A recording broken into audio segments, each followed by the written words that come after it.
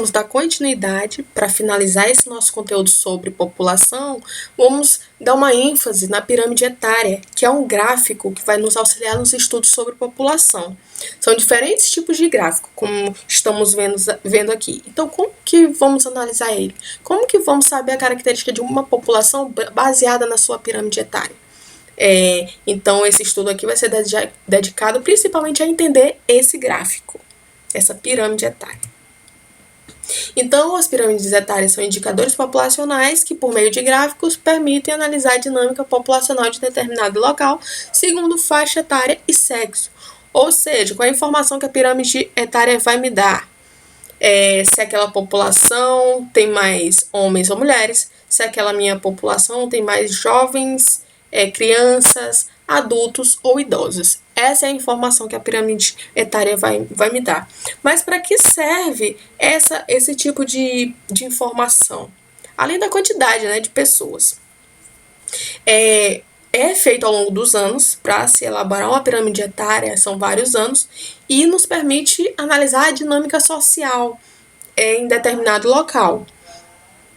Para qual motivo? Para que se elabore políticas públicas para desenvolver social e economicamente determinada sociedade. Então, vai me mostrar se aquela população aumentou, diminuiu, se aquela população é mais de homens, mais de mulheres, se eu preciso, sabendo das faixas etárias, se eu preciso investir mais na saúde, se eu preciso investir mais na educação de crianças, na educação de jovens, em universidades, em postos de trabalho. Então, essa pirâmide não é só um gráfico para eu ver, tem homem, tem mulher, a quantidade, as suas idades, não. Ela serve para os governos analisar quais são as melhores propostas aí para atender socialmente e economicamente cada sociedade, para que ela se desenvolva. Então, como é que eu analiso esta pirâmide etária? As pirâmides etárias, inclusive, elas mudam de um local para o outro.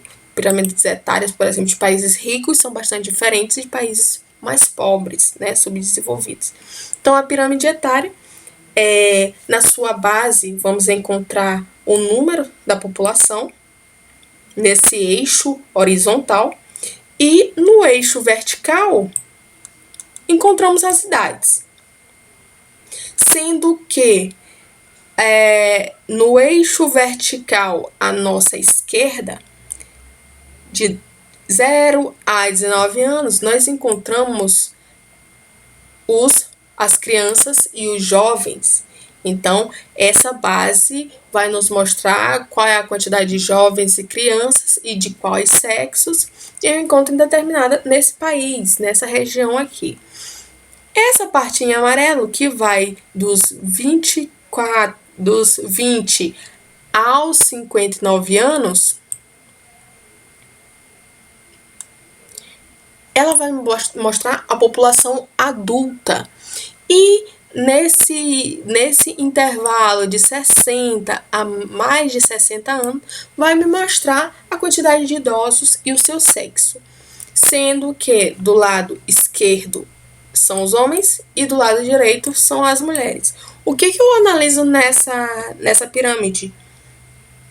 A quantidade populacional de crianças e jovens e adultos é muito maior que a população de idosos, pois tem a base mais larga e o ápice é menor. Além disso, essa base, né, esse que é o nome que é dado para esse intervalo aqui de jovens e crianças, é a base. Esse intervalo aqui é o corpo que nos remete a analisar a população adulta. E essa parte da nossa pirâmide é conhecida como topo ou ápice. Resumindo, o topo ou ápice, que é a parte mais acima, né, da pirâmide, representa a população idosa. O corpo, o meio da pirâmide, representa a população adulta. A base representa a população jovem. Quais idades? 0 a 19 anos. 20 a 59 anos.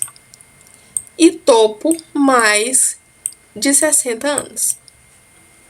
O eixo horizontal corresponde à quantidade de pessoas. Vamos voltar lá. O eixo horizontal é a quantidade de pessoas, ou seja, nesse eixo horizontal do lado esquerdo, eu tenho mais de 1,5 milhão de população de homens de 0 a 4 anos. É assim que eu analiso.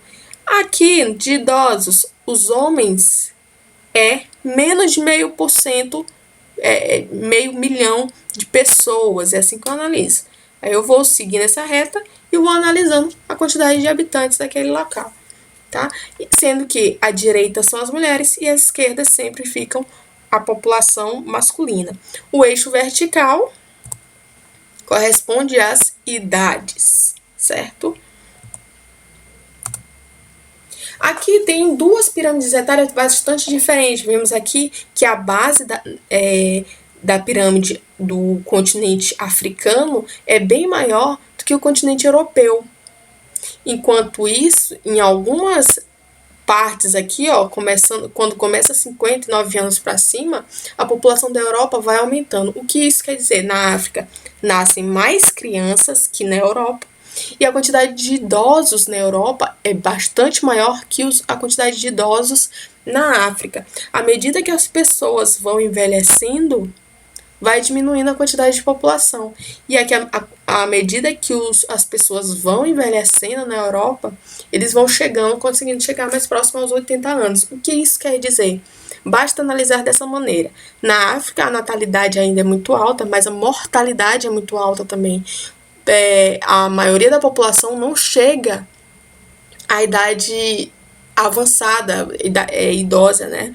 Mais de 80 anos, por exemplo. Enquanto na Europa, por ter uma qualidade de vida melhor que da África, desenvolvimento social e econômico é bastante melhor, lá a expectativa das pessoas de vida é bastante maior. A média de expectativa de vida é de 79 a 80 anos. Então é muito bom. Enquanto isso, o controle da taxa de natalidade também é grande. Lá se planeja mais, digamos assim. Não é que morra mais criança, por isso que é pequeno aqui não. A questão é que se tem um controle na taxa de fecundidade. As mulheres, né, os pais pensam mais na hora de ter filhos. Então tem bastante diferença entre uma pirâmide etária de países mais pobres e de países mais ricos. Sendo assim, pessoal, finalizo aqui. Essa aula vai servir mais de base para vocês responderem aquelas questões que já foi passado da página 63. Bons estudos e até a próxima.